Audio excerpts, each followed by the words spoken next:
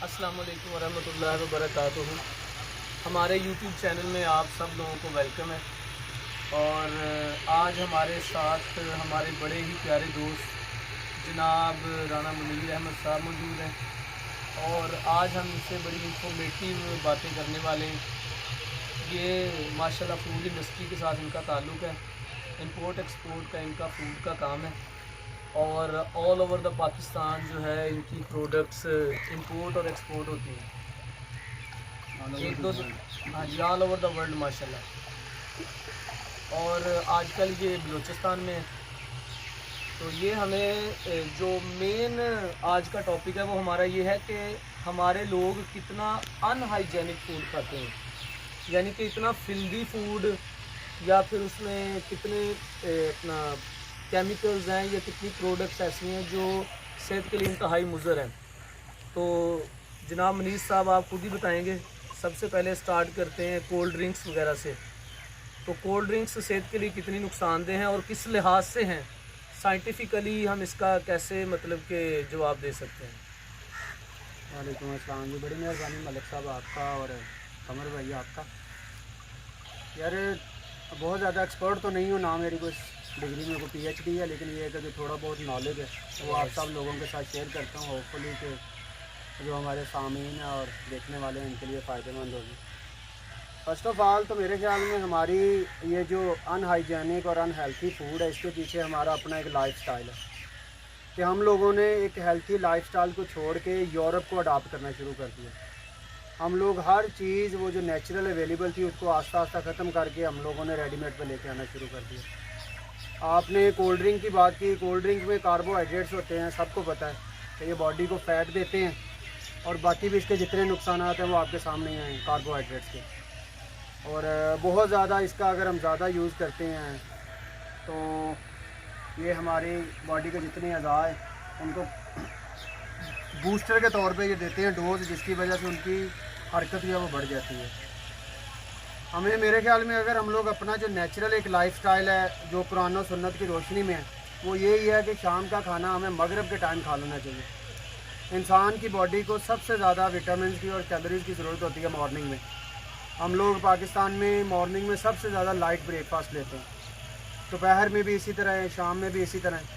اگر ہم اس کو ہیلتھی فوڈ کے ساتھ کمپیئر کریں، میرے کچھ دوست ہیں جو چائنا اور انڈونیشیا، فلپائن وغیرہ سے ہیں، وہ لوگ یہ جتنی بھی ہماری مسالہ جات ہیں ان کا بہت کم استعمال کرتے ہیں، پانی کو بوائل کر کے استعمال کرتے ہیں۔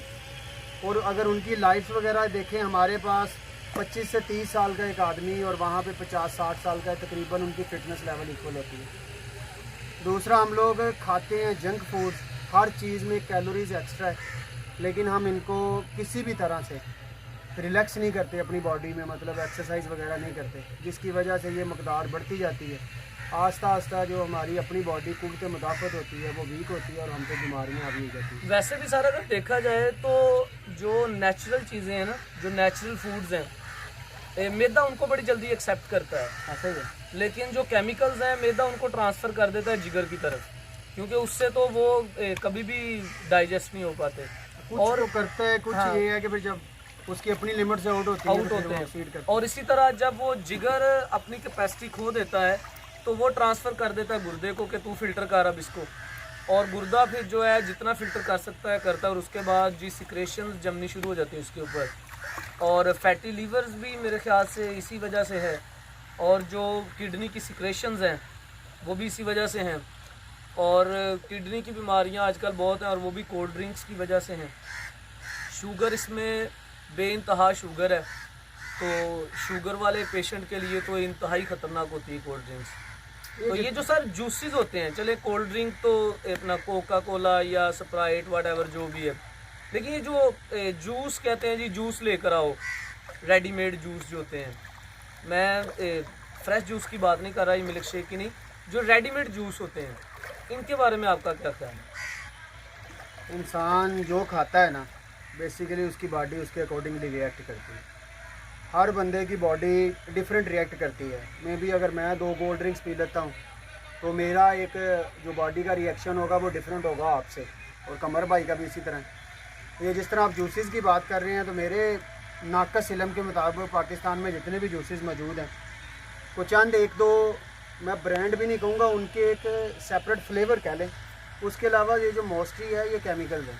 अच्छा, इसको केमिकल के ज़रिए तैयार किया बस जाता में है। कोई फ्रूट नहीं है जो ऊपर आम बना होता है या केला या जूस जो भी उसका? सर ऐसा कुछ भी नहीं है, अच्छा। ये जस्ट फ्लेवर हैं, फूड ग्रेड फ्लेवर्स होते हैं, बल्कि कुछ लोग तो वो भी नहीं यूज़ करते और बना के दे दिया जाता है। मुझे एक बात बताएं कि अगर हम लोग, ये मार्केट में अक्सर एप्पल का जूस मौजूद है, वो 20 या 30 रुपये उसकी प्राइस है, इतना सा डब्बा है। मुझे बताएं कि अगर हम घर में लेके आते हैं, मिनिमम सस्ते से सस्ता भी 100 रुपये किलो सेब है, उसको निकालते हैं तो आधा गिलास निकलता है। तो ये तो इंसान की अपनी कॉमन सेंस है ना, कि देखें कि वो बंदा बेच भी रहा है, टेट्रा पैक भी किया है उसने, उसका एक अपना प्रोसेसिंग यूनिट है, सारी डोमेन है। अब 20-30 रुपये मैनेजर है, सेल्स मैनेजर है, फिर 20-30 रुपये में कौन सा आपको सेब दे रहा है? ये हमारी जो अपनी अवेयरनेस है एक वो होनी चाहिए। दूसरी मेरी रिक्वेस्ट है, हमारे जो लीगल अथॉरिटीज़ हैं, कंसर्न डिपार्टमेंट्स हैं, पंजाब फूड अथॉरिटी ने बड़ा अच्छा काम किया है, तो ये उनको थोड़ा सा एक्शन लेना चाहिए कि अगर इस तरह का फ्लेवर्ड वाला जूस, तो मैं उसको नहीं कहूँगा, फ्लेवर्ड वाला वाटर है, तो कम से कम उसके ऊपर लिखा हो। जैसे बचपन से लेके आज तक हम नेस्ले मिल्क पैक को ताज़ा दूध ही समझते रहे हैं, हाँ जी, तिरंगा को मिल्क ही समझते रहे हैं, हालांकि जस्ट वो टी वाइटनर थे। तो ये जो हमारे कंसर्न डिपार्टमेंट्स हैं, क्योंकि हमारी आवाम में इतना शौर नहीं है, वो इतने एजुकेटेड नहीं है, तो इसके ऊपर लिखा जाना चाहिए। जिस तरह सिगरेट की डब्बी के ऊपर लिखा होता है, इसी तरह इस तरह की चीज़ों के ऊपर लिख दिया जाए कि मेरे भाई ये जूस जैसे आजकल उन्होंने एक कहा है कि इसमें सिर्फ वो है ना वाइटनर है, टी वाइटनर है बस। अच्छा सर, एक और चीज़ आप बताएं मुझे, अभी दूध की बात हो गई है, ये लाहौर, कराची सिटी इतने बड़े बड़े हैं, फैसलाबाद इतना बड़ा सिटी है, तो हमें इतनी भैंसें नज़र नहीं आती जितना कि इन शहरों में दूध कंज्यूम होता है डेली की बेस पे, बल्कि दही बनता है, दूध आता है।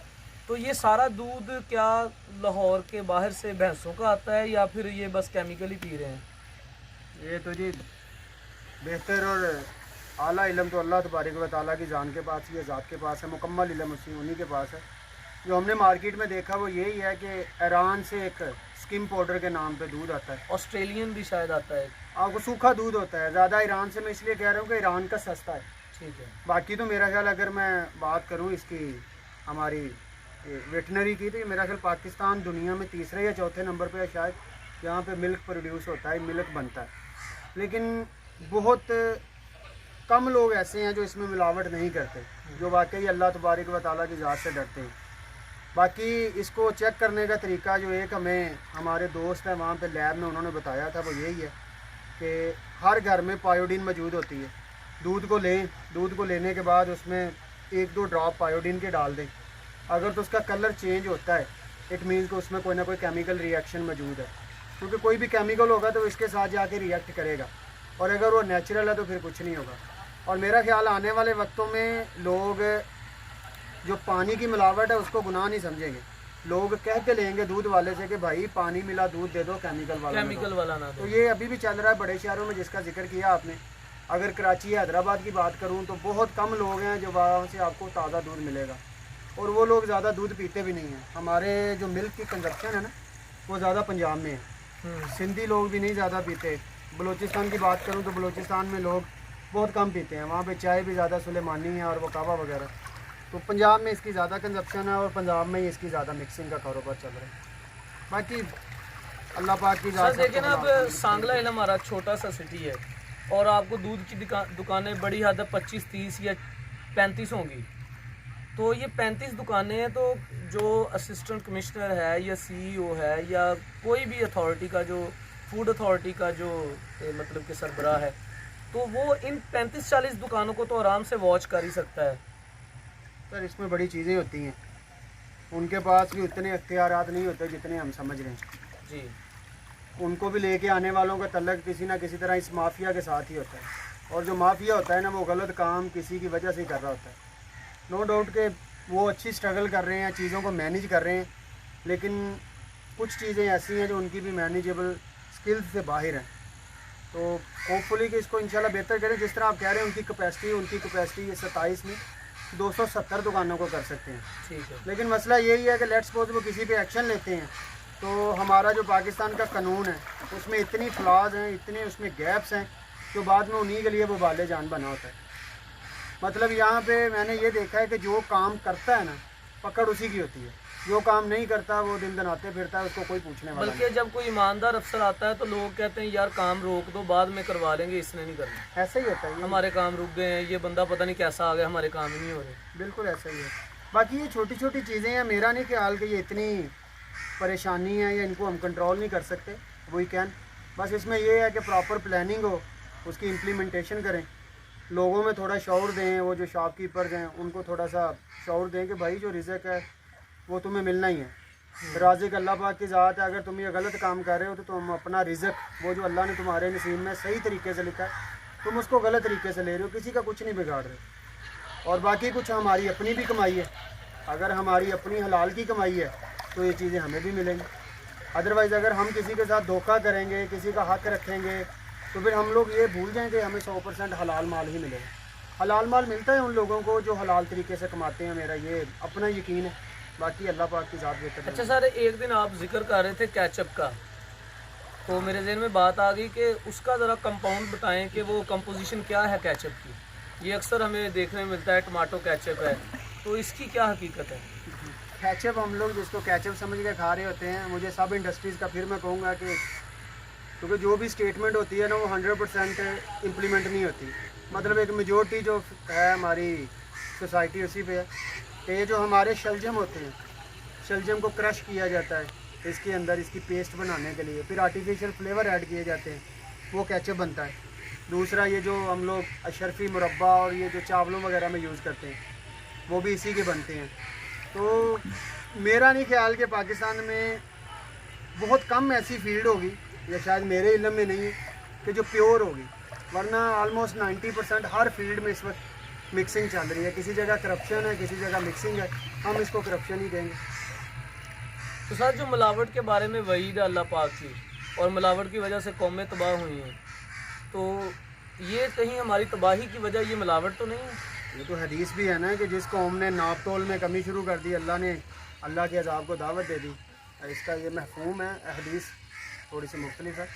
تو اس وقت آپ دیکھیں نا کہ ہم لوگ کس دہانے پہ کھڑے ہوئے ہیں، مسلمان قوم جو اپنے اسی اخلاق کی وجہ سے پہچانی جاتی تھی آج سے 1400 سال پہلے، آج دیکھیں کہ ہم لوگ پوری دنیا میں رسوا بھی اسی وجہ سے کہ ہم نے اپنے جتنے بھی اخلاقیات کی چیزیں ہیں وہ چھوڑ دی ہیں، وہ یورپ نے اپنا لی ہے۔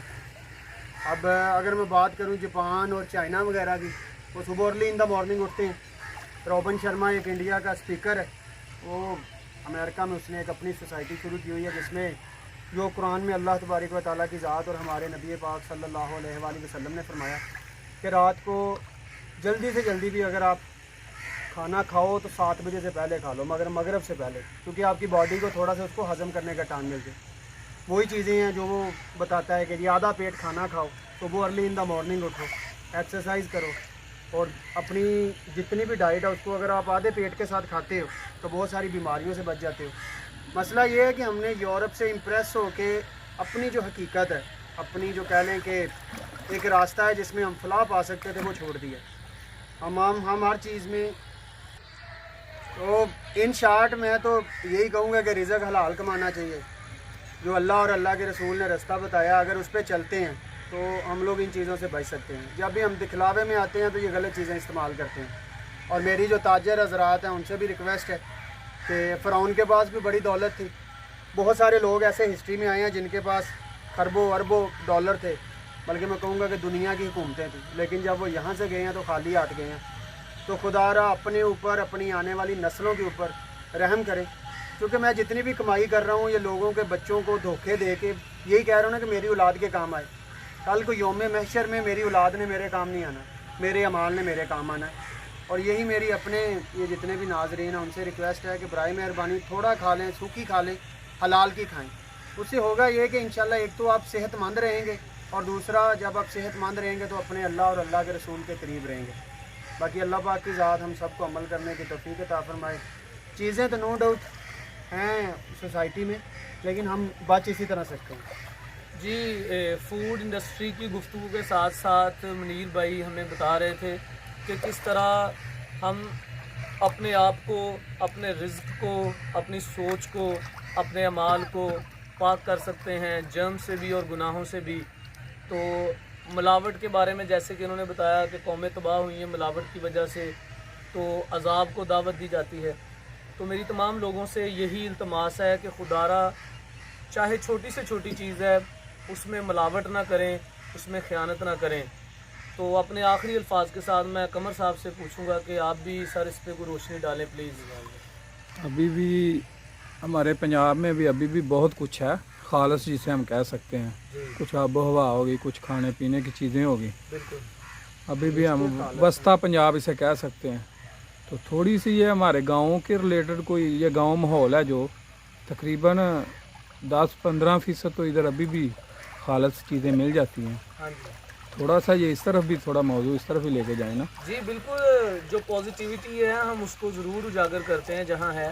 ہمارے پنجاب کے بہت سے کچھ علاقے ولیجز ایسے ہیں جہاں آج بھی ہمیں چیزیں خالص ملتی ہیں، لیکن ہم اوور آل اپنے رویے کی بات کر رہے ہیں، اپنے ایٹیٹیوڈ کی بات کر رہے ہیں، اور جو منیر صاحب نے کہا کہ اپنے لائف سٹائل کی بات کر رہے ہیں.